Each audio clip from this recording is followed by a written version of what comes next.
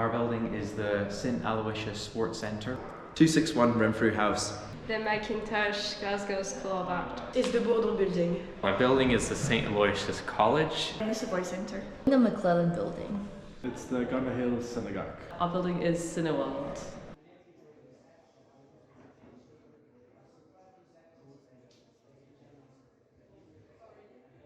So mostly concrete, brick and steel. Mainly made of sandstone, but it does have a steel frame within it. It is predominantly made from brick and it does have a sandstone facing on the front of it. It's made out of sandstone and various types. So there's the Givenauch sandstone. The library uses tulip wood, steel, bricks mainly, and a base of concrete. It's made mostly of sandstone. Usually the old building is from sandstone from Garnet Hill area, and then the later build additions are a mix of sandstone and brick. Predominantly precast concrete. So the exterior huge feature of it is built with like red sandstone. And inside for the gallery there's this huge stair that is built of like beautiful green marbles. Mainly made from steel and concrete with aluminium cladding. Predominantly concrete, but has a steel frame, and there's a bit of hardwood in the floor systems for the dance studio and the sports centre.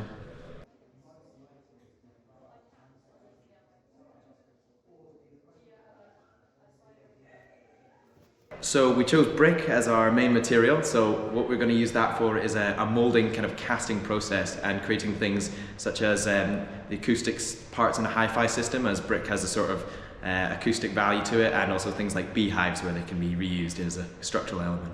The main part that we found interesting about our building was the acoustic insulation technology that was used for a multiplex cinema, so we decided to use the acoustic underlay in concrete floating floors for speakers and speaker technology, and then we recycled the glass panels from the escalators, because there's 26 escalators in Cineworld, as chairs.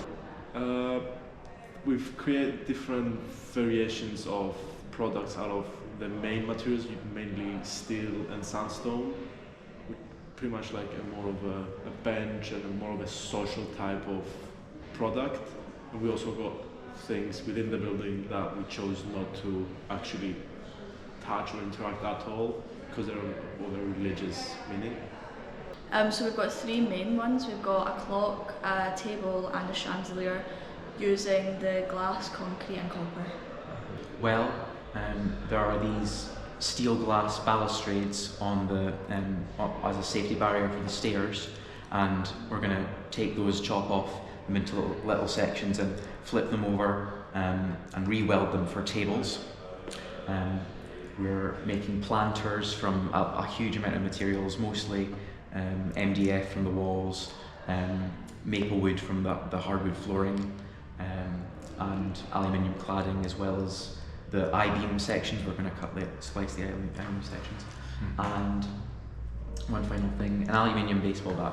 We've done, with our two case studies of materials which are brick and concrete, we've made two final products from those materials. The brick one is a shelving unit, which is used to show how you can make beautiful looking products with minimal energy.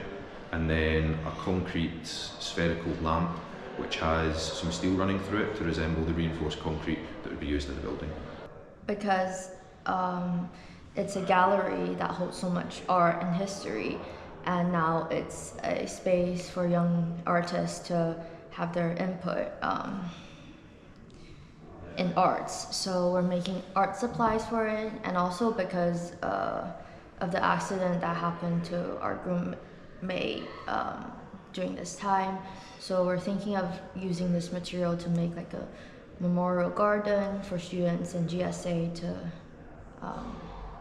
have a nice place to visit.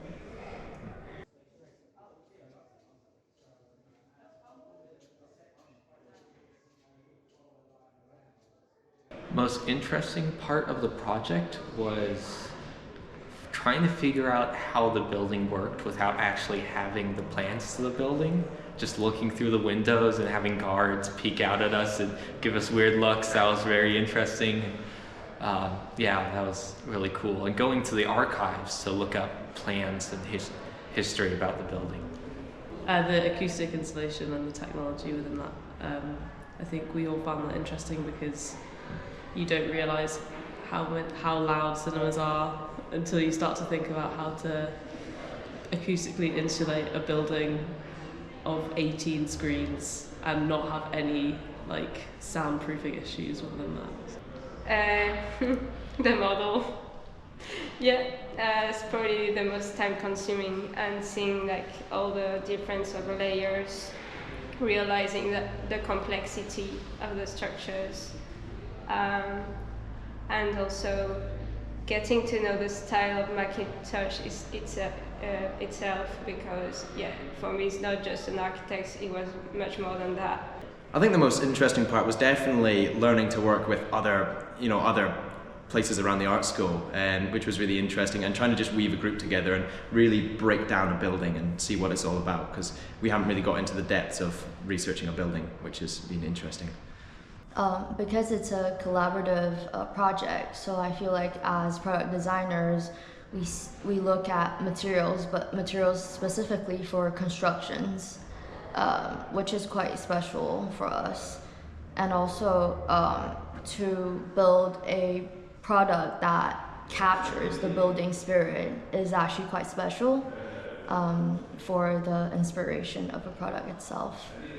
Probably, I mean, just the amount of thought and complexity of some of the technology that goes into these materials. You know, composites that are the same material, 3 layers, all 0.3 mil thick, for things like fire retardants and breathability, but also airtight, and just incredible engineering that has gone into them.